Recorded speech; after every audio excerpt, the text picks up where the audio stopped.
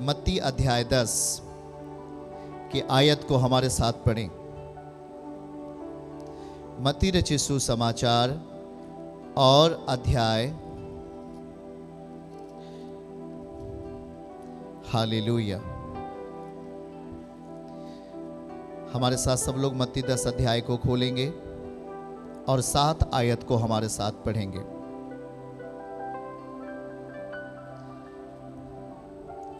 चलते चलते यह प्रचार करो, चलते चलते यह प्रचार करो, स्वर्ग का राज्य निकट आ गया है। आमीन। ये खुशखबरी आपके लिए। बगल वाले से बोलो, ये हमारे लिए खुशखबरी है कि मेरे निकट स्वर्ग राज्य आ गया है। सब लोग कहिए, मेरे निकट स्वर्ग आ गया है। स्वर्ग का राज्य मेरे निकट आ गया है। हालेलुया। याद रखो, इस धरती का जो राज्य वो चेंज होता रहता है, वो बदलता रहता है। हाँ या ना? क्योंकि जो धरती का राज्य वो किसी मनुष्य के हाथ में होता है, पर परमेश्वर का जो राज्य है, जो स्वर्ग का राज्य है, वहां पर कोई बदलाव नहीं। वहां पर केवल एक ही राजा होता है, और उस राजा का नाम क्या है? सब जन बोल सकते हैं। अगर उस राजा का नाम लेंगे तो वो राजा आप में स्थान पाएगा। उस राजा का नाम लेंगे वो राजा आप में जगह पाएगा। क्या नाम है उसका? स्वर्ग का राज्य निकट आ गया है। आमीन। सीधा सीधा लिखा, चलते चलते यह प्रचार करो, स्वर्ग का राज्य निकट आ गया है। हालेलुया। वाकई बहुत स्वर्ग के राज्य में जाना मनुष्यों के लिए बहुत कठिन था। हाँ या ना? मनुष्य कभी भी अपनी सूझबूझ से, अपनी बुद्धि से, अपनी ताकत से कभी वो स्वर्ग राज्य में नहीं प्रवेश कर सकता था। नामुमकिन था, इम्पॉसिबल था, क्योंकि उसको मजाक लगता था। ये स्वर्ग का राज्य क्या है? उसको एक जोक लगता था, उसको मजाक लगता था कि ये हो ही नहीं सकता। पर परमेश्वर पिता का जो ग्रेस और यीशु मसीह का जो अनुग्रह हमारे बीच में आया, उसने हमारे लिए अपना निज पुत्र को भेजकर यह साबित किया कि अब मनुष्यों के पहुंच से स्वर्ग राज्य दूर नहीं, अब उसके निकट होगा। आमीन बोले। हाथ उठा के बोले, स्वर्ग का राज्य मेरे निकट आ गया है। कहां आ गया है? आ गया कि नहीं आ गया? मैंने यीशु को देखा कि नहीं देखा? यीशु के साथ खाना खाया कि नहीं खाया? मैंने यीशु के पीछे चला कि नहीं चला? आ धरती पे आ गया।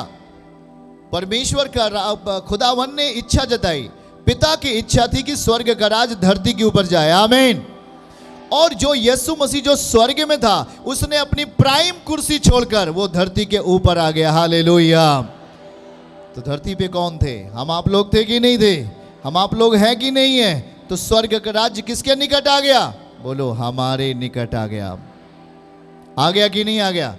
अगर स्वर्ग का राज्य आपके निकट नहीं आता तो आप यीशु मसीह के नाम की सामर्थ्य अपने जीवन में नहीं पाते। अगर आज आप चंगे हो गए, आपकी परिस्थितियों में बदलाव आया, आपकी समस्याएं आप में से टूट कर गई, आप में से रोग टूट कर गए, तो याद रखो, स्वर्ग का राज्य आपके निकट आ गया है। आमीन बोलो। यीशु मसीह ने कहा, जहां दुष्ट आत्माएं निकाली जाती हैं, बीमार चंगे होते, वहां पर स्वर्ग का राज्य पहुंच गया है। आमीन बोलो।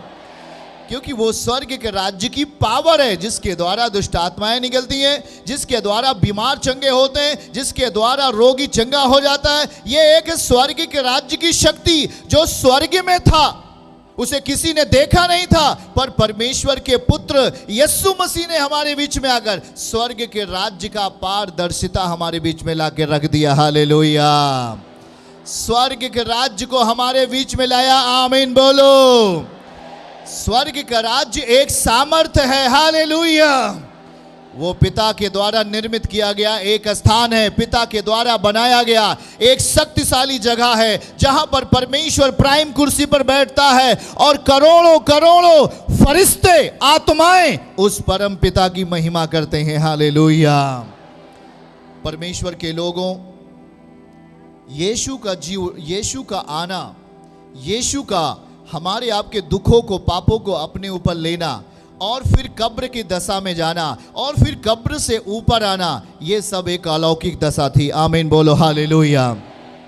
संसार के प्रभाव को यीशु ने अपने जीवन में लिया, मतलब पाप को अपने जीवन में लिया, आपके पापों को हम अपने जीवन में लेकर, आपके बोझ को अपने ऊपर लेकर ये साबित किया कि देख परमेश्वर ने जगत से कैसा प्रेम किया है। आमीन बोलो।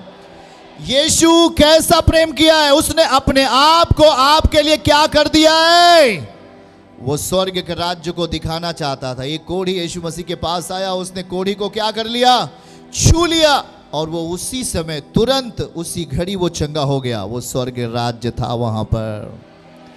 आज जब यीशु मसीह को आप अपने जीवन में महसूस करते हैं, जब यीशु मसीह को अपने जीवन में विश्वास के द्वारा ग्रहण करते हो और उसके वचन के अनुसार अपनी जिंदगी को संचालित करते हो, परमेश्वर का राज्य आपके घरों में आ गया है। आमीन आमीन आमीन। जब आप अपने घर में विवाह कार्यक्रम करते हैं, जब अपने घर में आप किसी का बर्थडे करते हैं, जब अपने घरों में, जब आप अपने घर का निर्माण करते हैं, जब आप कोई भी कार्यक्रम करते हैं, जब वहां उस जगह पर हम खड़े होकर के परमेश्वर की आराधना करते हैं, उसका धन्यवाद करते हैं, उसका गुणगान करते हैं, वो जगह परमेश्वर का राज्य का जगह हो जाता है। जहां आप बैठे हो यह परमेश्वर के राज्य की जगह है। आमीन बोलो। और जो उसके वचनों को अपनी जिंदगी में स्थान देगा, जो उसके कहे गए शब्दों को, परमेश्वर के विचारों को, परमेश्वर के उस हकीकत भरे शब्दों को अपने हार्ट में, अपने दिलों में जब उसको आप जगह देंगे, परमेश्वर का राज्य आपके अंदर चला जाएगा। याद रखो, जिसके अंदर परमेश्वर का राज्य जाता है वो सेम नहीं रहेगा। अगर वो बीमार है तो वो चंगा होने में देर नहीं, गरीबी की स्थिति में है तो वो समृद्धिमान बनने में देर नहीं, मरा हुआ है तो उसे जिंदा होने में देर नहीं, लंगड़ा है तो उसे चलने में देर नहीं, क्योंकि स्वर्ग का राज्य आपके हाथ में जाएगा, आपके शुद्ध मानसिकताओं में। रिसीव करो उसके राज्य को, हाथों को उठाकर उसके राज्य को बोलो, परमेश्वर मैं आपके राज्य को अपने जीवन में स्वीकार करता हूं, यीशु के नाम में।